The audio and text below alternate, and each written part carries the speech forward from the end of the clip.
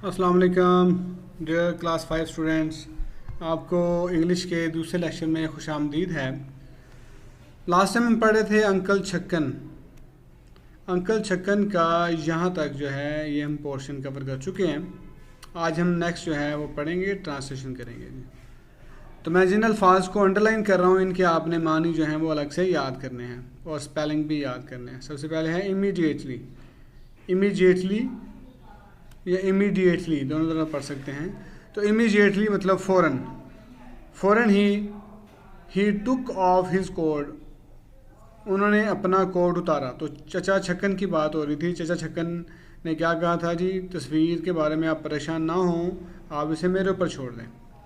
सो तस्वीर टांगने के लिए उन्होंने क्या किया, फ़ौरन, इमीडिएटली फ़ौरन ही टुक ऑफ उतारा, हिज कोट अपना coat, to do the task काम करने के लिए, जो काम था उसको निपटाने के लिए, काम को कंप्लीट करने के लिए उन्होंने कोट उतार दिया।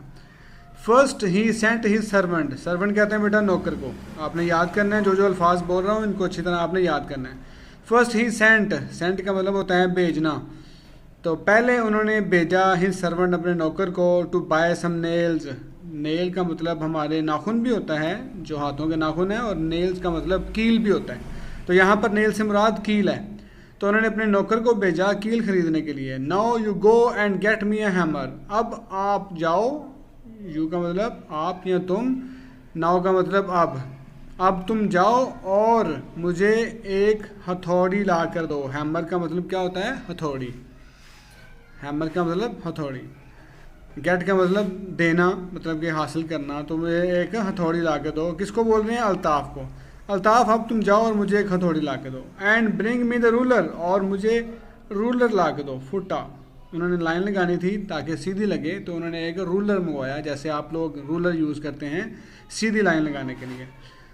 अब मुझे एक ला कर दो, ब्रिंग का मतलब होता है जी ला कर देना। अब मुझे ला कर दो एक फुटा। अकबर, किसको बोल रहे हैं वो, अकबर को। अकबर तुम मुझे एक फुटा ला कर दो। And I shall want the ladder, और मुझे ज़रूरत होगी, मैं चाहता हूँ एक सीढ़ी। एंड द किचन स्टूल, और किचन का स्टूल, आपको पता है जो नीचे रख के हम खड़े होते हैं वो वाला स्टूल। ऊंची कोई चीज़ पड़ी हो तो किचन वगैरह के अंदर स्टूल नीचे रख के तो वो चीज़ें उठाई जाती हैं, इसलिए उसे नाम दिया है किचन स्टूल का। और अब मुझे ज़रूरत होगी एक सीढ़ी और एक किचन स्टूल की, एज वेल भी, मतलब कि सीढ़ी के साथ एक किचन स्टूल की भी ज़रूरत होगी। When the servant comes back, जब नौकर वापस आता है, he asks him to fetch a bit of picture cord, जब वो वापस आता है तो उसे दोबारा भेज दिया जाता है कि वो फेच करे। मतलब फेच का मतलब होता है जाकर लाना। ब्रिंग और फेच में थोड़ा सा फ़र्क है। ब्रिंग का मतलब होता है लाओ, और फेच का मतलब है अब जाओ और लेकर आओ। And ask him to fetch a bit of picture cord, मतलब कि कॉर्ड का मतलब रस्सी है यहाँ पे। कॉर्ड किसी भी रस्सी की तरह की जो चीज़ हो, कोई केबल हो, कुछ इस तरह की चीज़ हो, उसे हम कॉर्ड बोल सकते हैं। तो अब तस्वीर बांधने के लिए एक रस्सी ला कर दो मुझे। And Akbar, where is Akbar, Akbar कहाँ है। Akbar, will you come here, क्या आप इधर आओगे। अकबर आप इधर आओगे। I want you to hand me the picture, hand का मतलब, हैंड मी का मतलब है कि मुझे पकड़ाओ, मेरे हाथ में कुछ चीज़ पकड़ाने के लिए कहा हैंड। हैंड ओवर का मतलब होता है किसी को देना, और अगर हैंड मी है इसका मतलब मुझे पकड़ाओ, ठीक है। हैंड हिम होगा, इसका मतलब है उसको पकड़ाओ। तो हैंड का मतलब यहाँ पर एज ए वर्ब जब यूज़ होगा, वैसे तो नाउन है, जैसे आपका हाथ है तो नाउन है, तो हैंड को जब एज ए वर्ब इस्तेमाल करेंगे तो इसका मतलब होगा पकड़ना। If you, I want you to hand me the picture, मैं चाहता हूँ कि तुम मुझे पिक्चर या तस्वीर पकड़ाओ।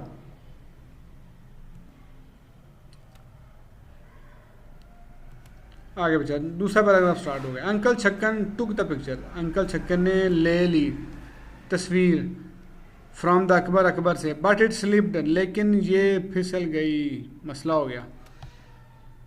पहले शुरू में हमने देखा था कि अंकल छक्कन जो हैं जो भी काम करते हैं अफरा तफरी फैला देते हैं, हंगामा खड़ा कर देते हैं। तो वो हंगामे की ही यहाँ पर तस्वीर कशी की गई है, ताकि आप लोगों को एक जो है वो मज़ाक भी पैदा हो उसके अंदर, और आपको सीखने के लिए इंग्लिश के अल्फाज भी मिलें। तो क्या हुआ जी, जैसे ही चाचा छक्कन ने पिक्चर ली तो वो अकबर से ली, लेकिन फिर क्या हुआ, पिक्चर स्लिप हो गई, फिसल गई फ्रॉम हिज हैंड्स, उनके हाथों से।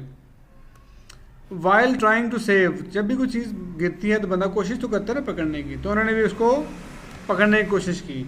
वाइल ट्राइंग टू सेव, जब जैसे वो जिस वक्त कोशिश कर रहे थे उसे बचाने की, सेव का मतलब है बचाना, ट्राई कोशिश करना, तो जब वो उसे बचाने की कोशिश कर रहे थे, the glass which had come out of the frame, शीशा जो कि फ्रेम से बाहर आ गया था, ही कट हिज फिंगर, उसने उनकी उंगली काट दी।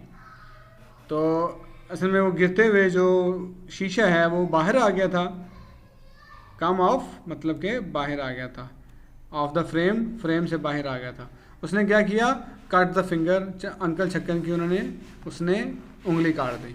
ही स्टार्टेड जंपिंग, उन्होंने चाचा छक्कन ने उछलना शुरू कर दिया। जंप का मतलब उछलना, चाचा छक्कन ने उछलना शुरू कर दिया। अबाउट इधर उधर, अबाउट का मतलब के मुतालिक भी होता है, लेकिन जब यहाँ पर पोजीशन के बारे में हो तो फिर अबाउट का मतलब होता है इधर उधर। तो चाचा छक्कन ने इधर उधर उछलना शुरू कर दिया। येलिंग इन पेन, तकलीफ में चीखना शुरू कर दिया। येल का मतलब होता है चीखना, जैसे पेरेंट्स भी समटाइम चीखते हैं, बच्चे भी कभी कई दफ़ा एक दूसरे के ऊपर जो है वो चिल्ला रहे होते हैं, तो इसका मतलब होता है, इंग्लिश में बोलेंगे yelling. Yelling in pain, pain का मतलब यहाँ पे क्या है, दर्द, तो दर्द में चिल्लाना शुरू कर दिया। लुकिंग, यहाँ पर लुकिंग का मतलब है तलाश करना, वैसे लुक का मतलब आप क्या लेते हैं, देखना, लेकिन लुकिंग यहाँ पे मतलब है तलाश करना।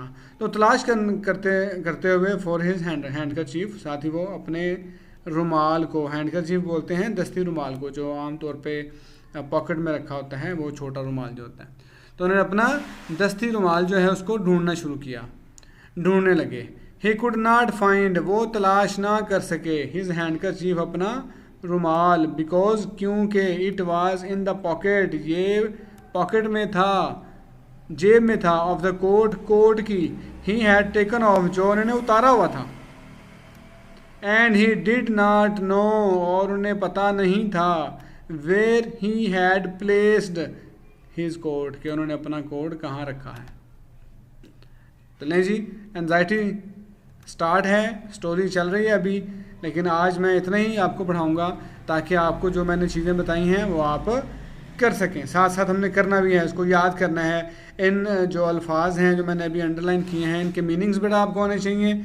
आप मेरी वीडियो अगर देख रहे हैं ध्यान से तो आपको इनके मीनिंग्स यहीं से पता चल जाएंगे, तो अपने पास कॉपी में नोट कर लें। अदरवाइज़ जो आप लोगों को नोट्स मिले हैं, उन नोट्स के अंदर भी अंकल छक्कन की पूरी जो है ट्रांसलेशन मौजूद है। आप उसको एंटरटेन करने के लिए पहले ही उर्दू में पढ़ सकते हैं, इंग्लिश में भी एक दफ़ा सारी रीडिंग कर लें, उर्दू में भी रीडिंग कर लें, तो मज़ीद जो डिटेल है वो मेरे लेक्चर में आपको समझ आती जाएगी इंशाल्लाह। तो मिलते हैं नेक्स्ट लेक्चर में, अपना ख्याल रखिएगा। Till then take care of yourself, अल्लाह हाफ़िज़।